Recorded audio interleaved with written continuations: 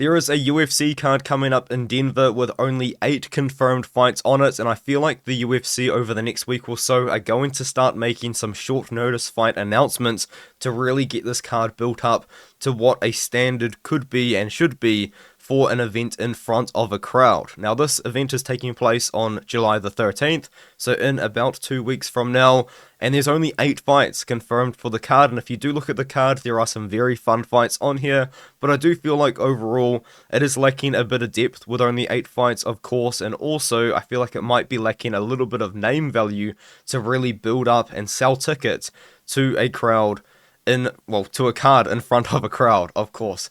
Now, there is a rumour going around right now that Kevin Holland and Shadoputin Magomedov are in talks to be on this card, either as the co-main event or even potentially as the main event, depending on if Namajunas versus Tracy Cortez has been 100% confirmed to be 5 rounds. I do think at the time of me recording this video, this probably will still be a 5-round main event, and Kevin Holland versus Shadoputin Magomedov, if it does get made, could be a 3-round co-main event, maybe 5 rounds as well, because that's what Kevin Holland wants. But as I was kind of alluding to, I feel like the card does just need a little bit of name value to really get people to buy the tickets, and Kevin Holland is a pretty reliable guy to make the weight on short notice, especially at 185 since he's been fighting at 170 recently, and Shadoputin Magomedov has been spotted in the US. Now, he's actually in the US right now, apparently to film a role for a movie, and a lot of people have been saying he's never going to be able to fight in the US because of his eye. Wrong. I'm telling you, that's wrong. Dre Miley has one eye. He has one eye. And he's from the US. He's fought in multiple different states for the US. He was once signed to Bellator, and I will admit, the fact that he did only have one eye did actually prevent him from fighting for Bellator. But he is a guy with one eye, and if you do look through his entire career, he has fought in multiple different states in the United States of America. So the eye wasn't the problem. I think that they were just worried that he wasn't going to be able to get a visa to fight in the United States because he does have a little bit of a history, and they were just using the eye as a reason for that. But it turns out, according to MMA Orbit and a couple of other reporters, that Shadoputin Magomedov's manager has said that the Russian is able to fight in the United States. So that's not a problem anymore. And now he's talking to Dana White. So I would half expect Kevin Holland versus Shadoputin Magomedov to be added as a short notice co-main event at middleweight, most likely as well, of course, and 3 rounds. Now, I do have a couple of other plans for the card that could happen.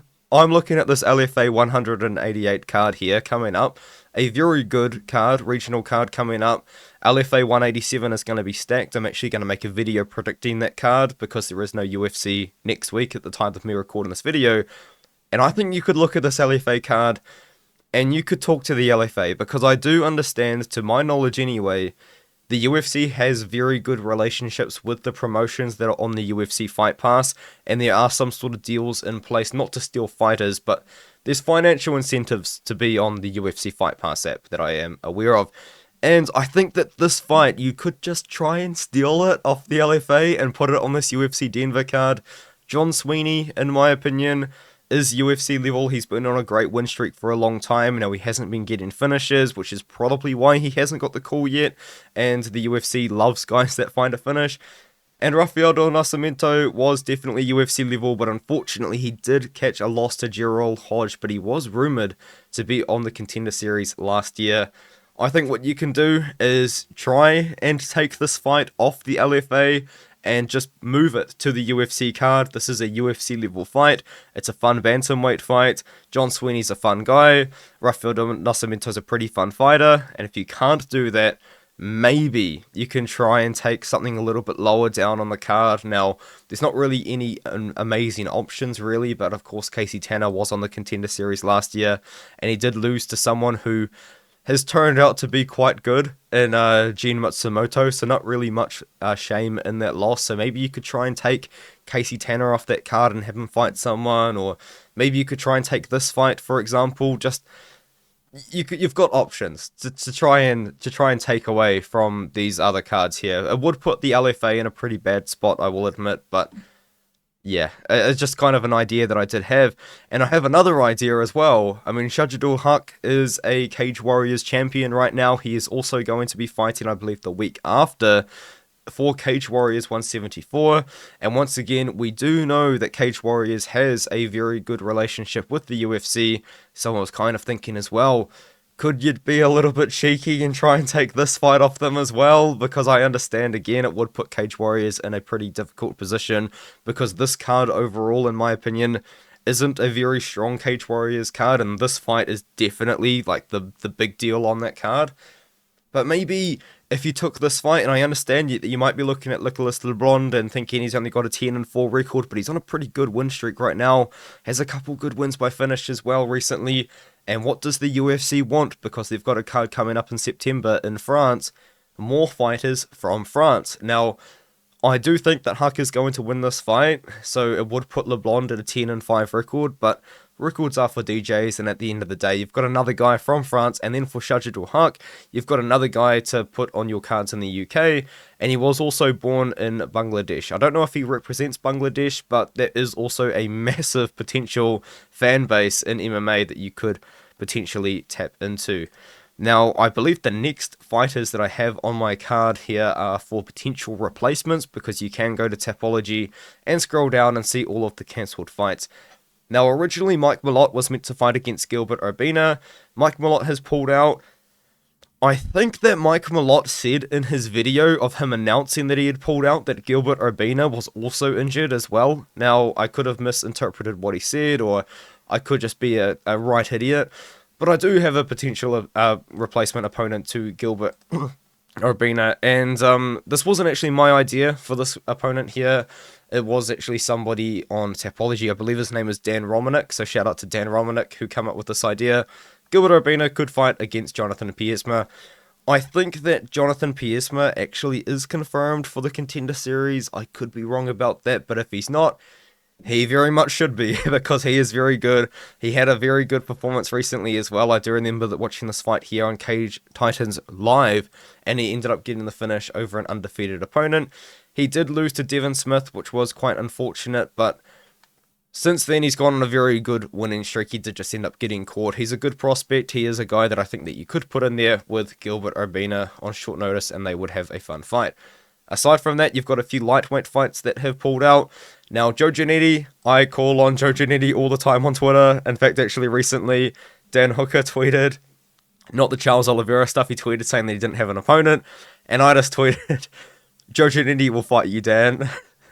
Because I always tag Joe Giannetti in short notice lightweight replacement fights. I do understand actually he probably has one of the most important fights of his career coming up against Peter Barrett the week after this July 13th card, so he's in training camp for it. And if he does beat Peter Barrett, in my opinion, he is going to get the UFC call, or he should anyway, because he is actually a former UFC fighter. If you do go all the way back, he lost the Ultimate Fighter by split decision in 2018. Since then, he's been up and down, but mostly up, of course, and he has beaten a couple of decent guys on the regional scene recently. And I would like to see Joe Giannetti in there. You could match up Joe Giannetti with Drew Dober. You could match him up there with Nazim Sadikov, because they are the two healthy guys that are 155-pounders. Now, aside from Joe Giannetti, you've got other options. I mean, Chris Padilla is in the UFC right now. He actually accepted a short notice fight against Shane Lontop and ended up winning that fight. So shout out to Chris Padilla for getting that one. Maybe he doesn't want to return super quickly, but he's already proven that he's willing to take a fight on short notice. Maybe he could fight against Nazim Sadikov or Drew Dober, potentially. And I also have another one here as well. Robert Watley. Once again, this was Dan Romanek's idea. You could call on Robert Watley. I mean, he is an older guy. He's 34 years old. And because of that, he's probably not going to get called up to the Contender Series, which is a shame, because he's a very good fighter, 14-3 record. He's on a run right now in Cage Fury. He's been fighting for PFL in the past as well. Chris Wade. What weight class was that fight against Chris Wade? Now that I just kind of bring it up. 155. Chris Wade at lightweight? Anyway. Anyway. Robert Watley. That's kind of my idea for that one. Well, it's not my idea. That's Dan Romanek's idea. But overall, it is kind of my idea to fix this UFC Denver card. Let's call on some guys on short notice, man. Let's put some fights together. Let me know if you know of anyone that's on this card or has been added to this card or is in talks to be on this card. What would you do to save the card? I mean, the card needs saved. It really does. There's only eight confirmed fights on this card in front of a crowd. It's no longer got the Namajunas main event. I mean, Tracy Cortez Namajunas is also a pretty good fight, but it really is the A side for the most part, is Rose Namajunas being the former champion. Let me know what you think in the comments below, and I'll see you guys in the next video.